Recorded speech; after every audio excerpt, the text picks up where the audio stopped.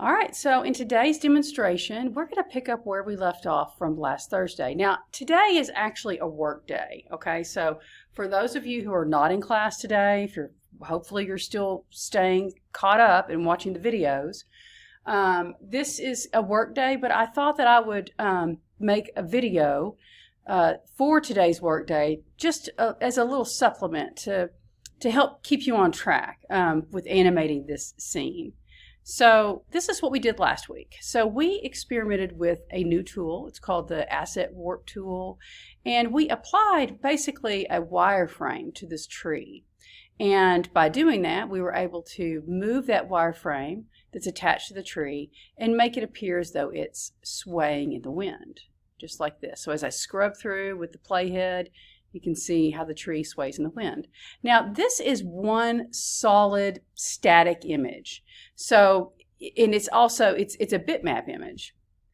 It should say that on the layer. Yeah, tree bitmap. So what that means is this is, similar to a JPEG. It's just a compressed, flattened file. And you really have to work with something in that state in order to apply the Asset Warp tool. So when I have these keyframes selected, or when I select it, sorry, with this Asset Warp tool, it's also a selection tool. So this tool allows you to apply this armature to the tree, and it also allows you to interact with it by selecting on these different joints and sections, and it allows you to, as you just saw, rotate, an object by its little joint where it connects to the rest of the tree. So that's what each of these keyframes signify. As I scrub through, you can see the tweening process, the classic tween process, and how it tweens the state of this tree in between these keyframes. And for this part of the storytelling process, that's all we need to do with this particular layer. Once I've finished making the tree sway in the wind, if you notice on the tree bitmap layer, after that last keyframe, there is a blank keyframe. And you can also see that if you turn your attention to just a couple layers down, there's another layer just called tree. And this is actually a vector tree. So it was created, both of these were created in Animate, but this is just a still image of the tree without the flowers. So for this moment in the timeline, you can see there's a little bit of overlap of visibility between the bitmap tree and the vector art tree. And then as I scrub past that, now we see just the blank tree and a cherry blossom. So the next thing we want to do in this demonstration is we want to finish animating the cherry blossoms. Last week we also explored the concept of a guide layer and how you can create a path for an object to be oriented to that is animated using a classic tween. So that is how we animated the cherry blossom. Now, I'm probably not going to go through that process again today. If you need to see that process, just go back and watch last week's video. We spent quite a bit of time practicing creating a guide layer and animating an object to be oriented to that path. So you can see that from last week, we already have one cherry blossom that has been applied to the tree. And I want to walk you through the process of how to make this happen. So I'm going to move my playhead to the last keyframe of the animated tree. And the reason why I'm going to the very last keyframe of the animated tree is because I want to see that tree in its last state.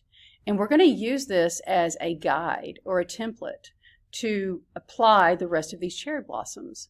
So we're essentially just going to cover each cherry blossom in the tree with one of our animated guide layers and cherry blossoms. And we're not going to recreate the wheel with this. So we're not going to create a brand new guide layer for each cherry blossom and then animate each cherry blossom individually on its own motion path. We're just going to duplicate these guide layers and layers and to create the extra already animated cherry blossoms. And then we're going to just place them over the existing cherry blossoms on the bitmap image. So we're going to use this layer as a guide. Just remember that. So you want your playhead to be, at least for this part of the animation, you want it to be right over that column of keyframes. So now I'm ready to start duplicating these guide layers and layers. So I'm going to do that by holding the Shift key down and selecting the guide layer. Wait a minute, let me deselect everything here. First I'm going to lock my other layers. Lock your tree layers. And I'm going to get a different tool here. So I'm going to get my selection tool. And I'm going to select the guide layer and then select layer 2. So you can see on the stage, my guide path is selected, and so is my cherry blossom. And while I'm at it, this kind of bugs me. I want things to align a little bit better than this. So I'm going to zoom in.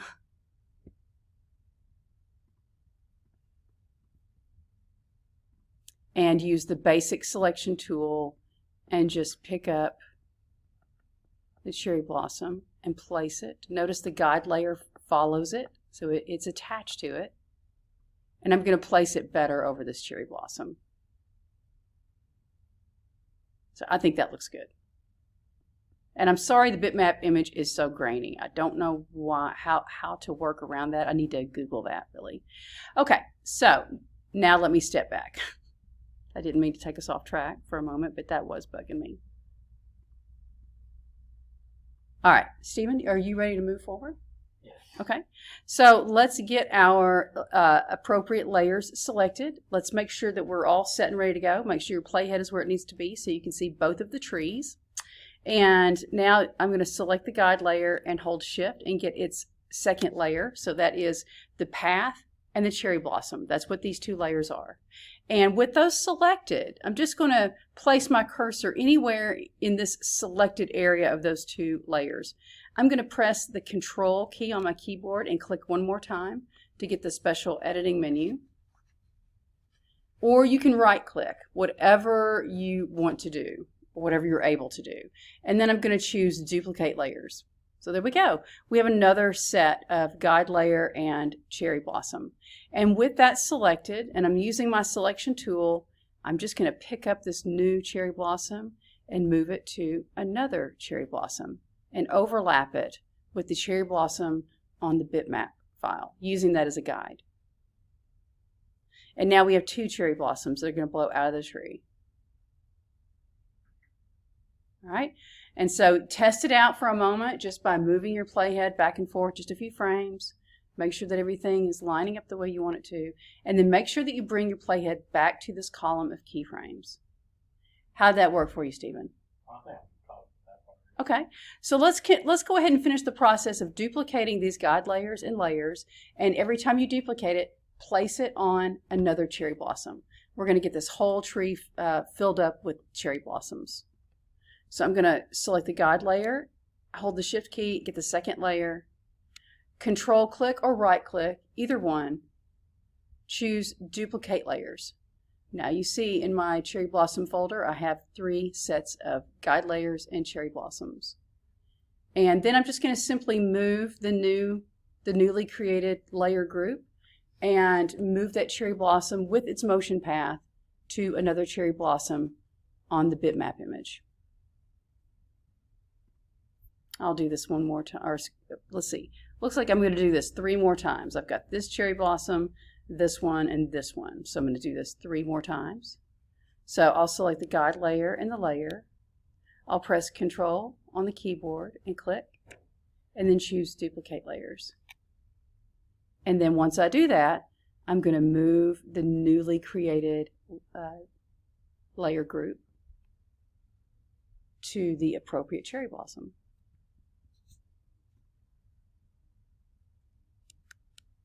And then I'm just going to go through that process 2 more times. So I've selected the guide layer and the layer with the cherry blossom. Control click, duplicate layers, and then move the cherry blossom. Ooh, I actually have another one up here that I just noticed. And the thing I like about this particular assignment is the repetition in it. because I think that you really are able to drive these concepts home better. Sorry, I'm holding the wrong key down. When you repeat it over and over. I think that really helps you practice and understand the process. And so this is a great little exercise for practicing that concept.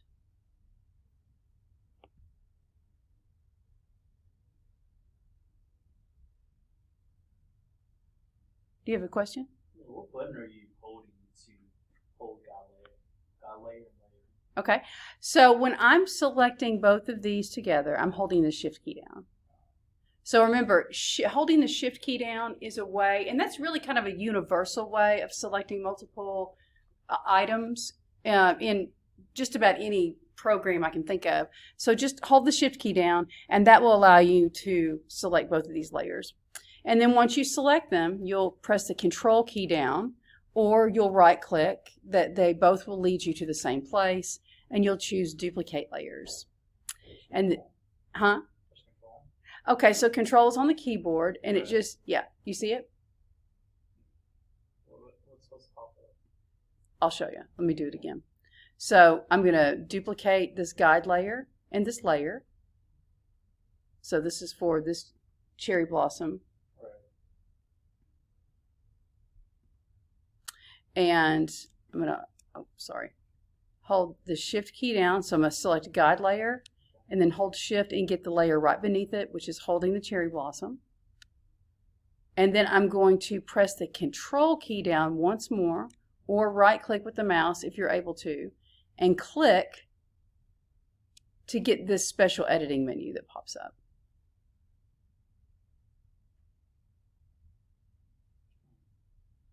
Are you clicking on the layer or in the timeline? Is it supposed to be timeline? No, I'm clicking on the actual layer. Right. Yeah, I'm hitting control on it. Control and then click with your mouse. There you go. Yeah. And then choose duplicate layers. I have another question. How did you get your tree to align with your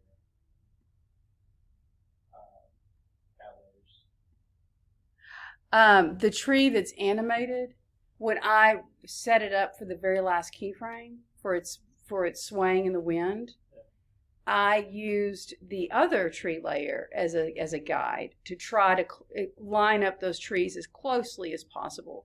As you can see, it's not perfect, but it's fairly close. Or just your cherry blossoms are showing up, and I don't know if that would do a difference, but like I already have the control of. Okay, let me come take a look. All right, so we have our tree animated and the flowers animated. I'm just going to zoom out for a second and look at the whole big picture and see what I have so far. So I'm going to make sure my playhead is all the way at the beginning of the timeline. I'll hit return. There goes my tree. And there goes my flowers.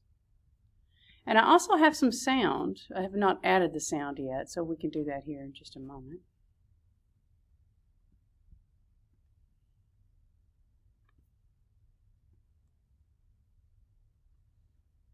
And one thing I wanted to point out before we move on, so I think what we'll do next is we will animate the sunset, actually the moon rising and the sky getting darker.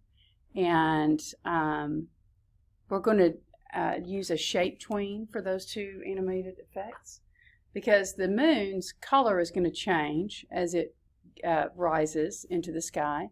Its size will also change too, but you can do that with a classic tween. But you cannot change an object's color really with a classic tween very well. But you can with a shape tween. So that's why I'm using a shape tween for the moon. And then I'm also going to use a shape tween to animate the changing gradient color of the sky. But before I do that, I just want to point out really quick, all of these duplicates of the guide layers and the visual content layers that are attached to those guide layers. Notice that you don't see the guides when you do see them when the flowers blow out of the tree. And that is because those guides are visible. So obviously you don't want people to see your guidelines. So you can just turn those off. Just by going to each guide layer. And actually, if you hold the Command key down, you can select all of the guide layers at one time.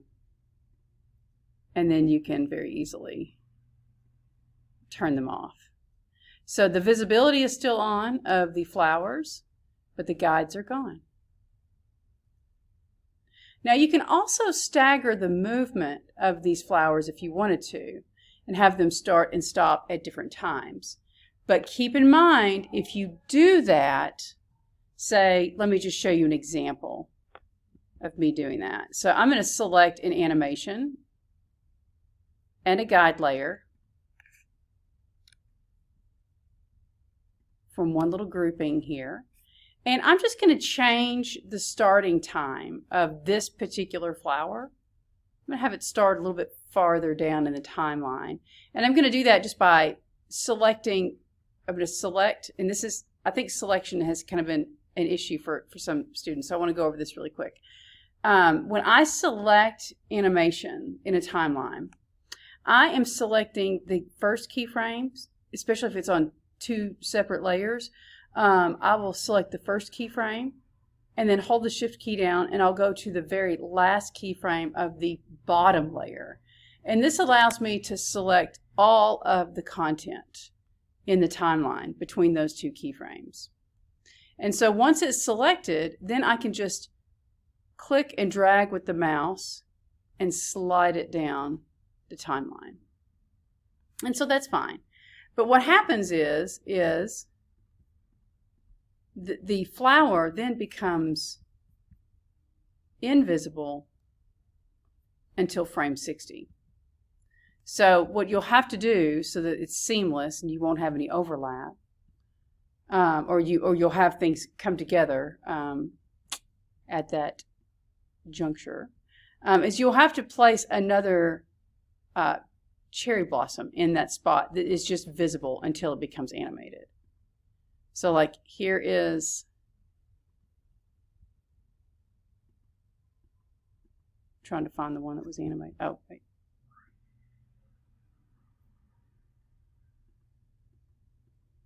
So this is my animated one. Notice that as I scrub through, all of these keyframes for these cherry blossoms line up with the visibility of the cherry blossoms on the bitmap, but this one doesn't. So as soon as I move forward past this keyframe of visibility, that flower disappears. It's sitting right there. It was, but now it's gone. But now it becomes visible again, boom, down here. And that looks kind of weird. So we need something as a placeholder, a visual placeholder, to get us from this place in the timeline to this keyframe, or these keyframes, where the motion actually begins and where the animated flower becomes visible. So here's how we're going to do that. I'm going to place a keyframe right there, right in that spot. And I'm just going to drag over one more cherry blossom. Just like that. I'm just going to stack it. So now I have three cherry blossoms in this one layer. Well, two in this one layer. So now I'll have one that's visible until it's time for it to fly the coop. And so that's how you can get a staggered kind of movement with your flowers, so that they don't all just fly out at the same time. That can make them kind of look like they're on a conveyor belt. But if you have them starting at different times in the timeline, then you end up with something that looks a little bit more believable. So I'll do this one more time on another layer. So I'll go down to the next guide layer. And I'm going to select the first keyframe and frame of the visual element, first keyframe of the visual element. And I'm just going to, just as these are selected, I'm just going to click and drag just those keyframes. And maybe this one will start after the first one moves. So I might move it to right to here. And then I'm going to have to go back and set up a keyframe just on the layer of visibility. So I'll select that frame right above the other keyframe, the keyframe beneath it. And I'll press F6 to create a blank keyframe. Now I've got to remember where this flower is. So let me click on the keyframe to find it. I'm looking for one blinking on and off, and I can see that it's this one right here in my tree.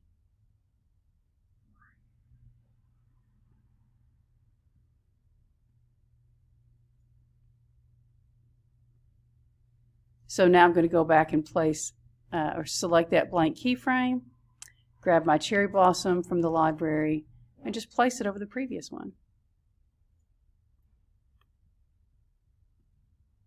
And now I have two flowers that start moving at different times.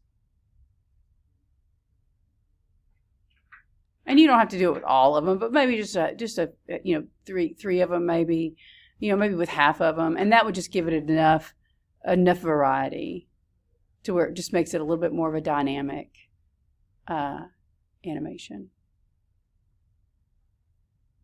And also notice that I created a folder to put all of these guide layers and cherry blossom layers in, because you can see with the duplication process, we've really cluttered up this timeline. So this just helps to keep everything nice and neat. I just know that this is where all of my cherry blossoms are. I can control their visibility through this folder if I need to, and so that works out really well. All right, so now let's animate the moon.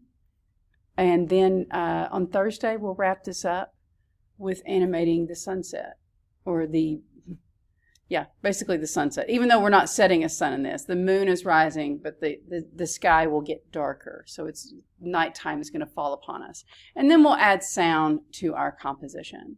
So really quickly, we have just 7 minutes left in class. So let's go ahead and animate that moon.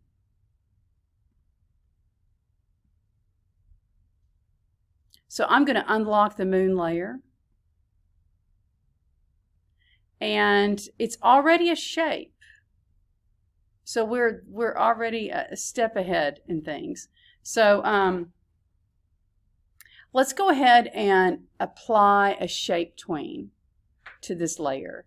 So in the timeline, anywhere on the moon layer's timeline, any of these frames, you can right click or control click, and you will place a shape tween on that layer. So it's going to look orange when you apply it.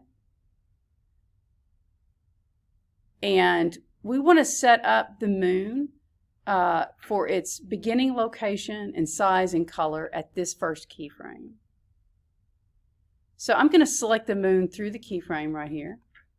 All of my other layers are locked, so that's kind of important. We're going to be doing some clicking around on this stage, so we don't want to select something that we did not intend to select.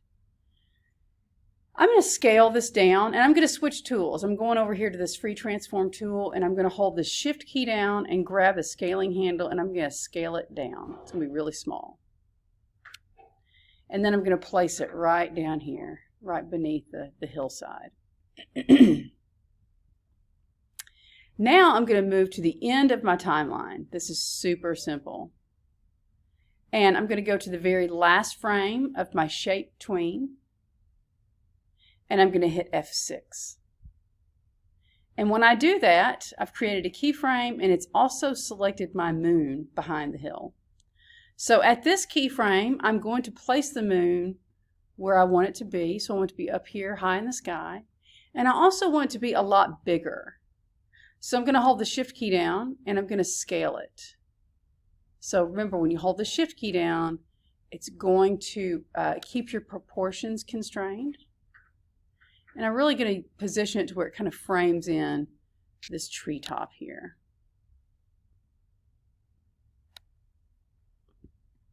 And so there's one part of our process. You can see the moon starts out really small behind the hill, and I hit return. And it's going to continue to, it's going to start moving and rise up in the sky and get bigger. There we go. And I also want it to change color. So that's another reason why we have to use a shape tween with this. Actually, you could have done the scaling thing with the classic tween. But because we're going to manipulate its color, you can only do that with the shape tween. Unless you want to work with the color effects in the properties window for a classic tween. But as we've seen in previous demonstrations, that doesn't give you a whole lot of control over your visual element.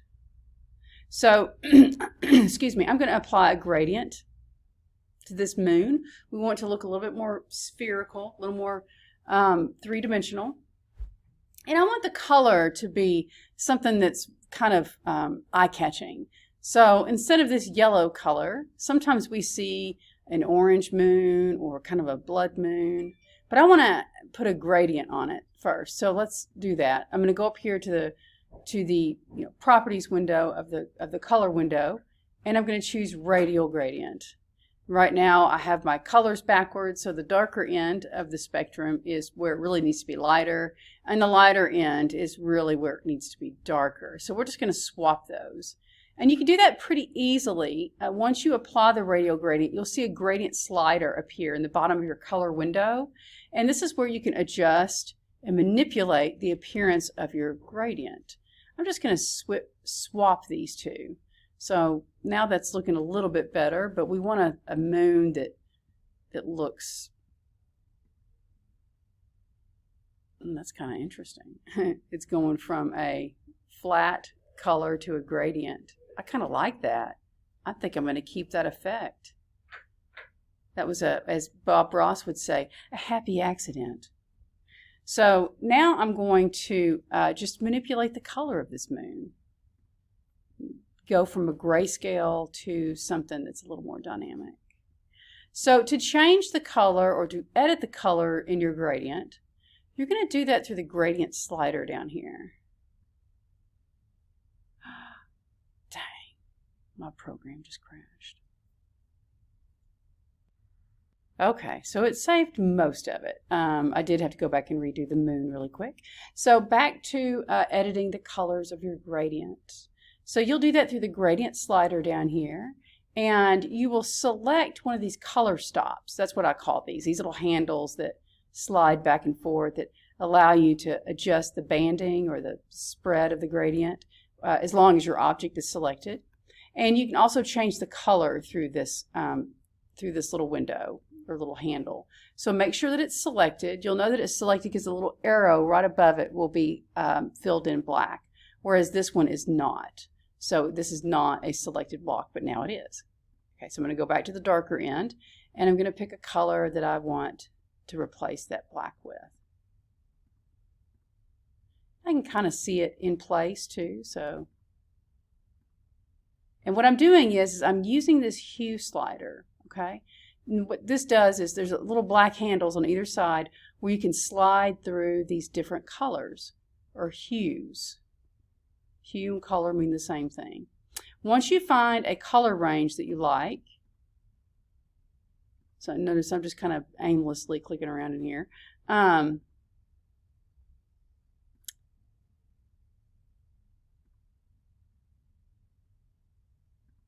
Then you can choose a value of that color in this window. So once I get the slider in the color family that I want, I can click around in this window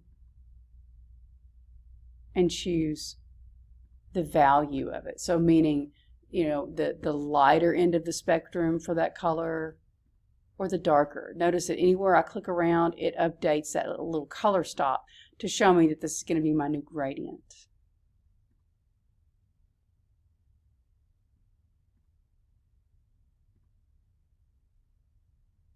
I don't know what I want. Maybe something that's more on the warm side. And if I want to spread the gradient out, I'll have to choose a different tool for that. So this window is really just for getting your colors the way you want them. And you can do a little bit of adjusting of the highlight. But it's a little bit harsh. So I'm going to close that window for now. This is what my moon looks like. I might change that color a little bit. It's a little too red. But if I want to do something different with, if I want to really get more in depth with my editing of the gradient, I'm going to switch to a gradient tool. It's hiding behind my free transform tool. Here it is. So the gradient transform tool. This is a selection tool, but what it's really selecting is not the object, but the gradient itself. So I could like pick up the highlight and replace it somewhere else if I want. I can scale the gradient out, or I can make it more of an oval gradient. If I had an oval shape, that would work really well for that.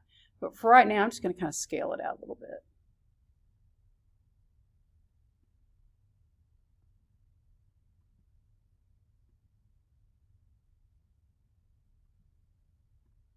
And there we go. So there is my animated moon.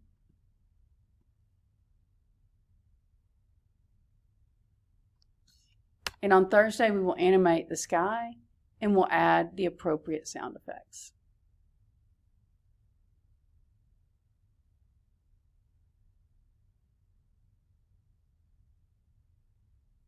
If I wanted to slow down the color, or I'm sorry, not the color, but the speed of the cherry blossoms, all I would simply do is go back to that folder, unlock those layers, and I would just extend their keyframes out a little bit farther to the timeline. And you have plenty of room to do that in. And so that might be nice, a nice little effect to see the flowers still kind of floating through the air as the moon comes up. So those are some things that you can play around with. Yep. So Thursday we will wrap this up. We'll add the sound and we'll animate the sky. So I hope you enjoyed today's demonstration, and I'll see you on Thursday.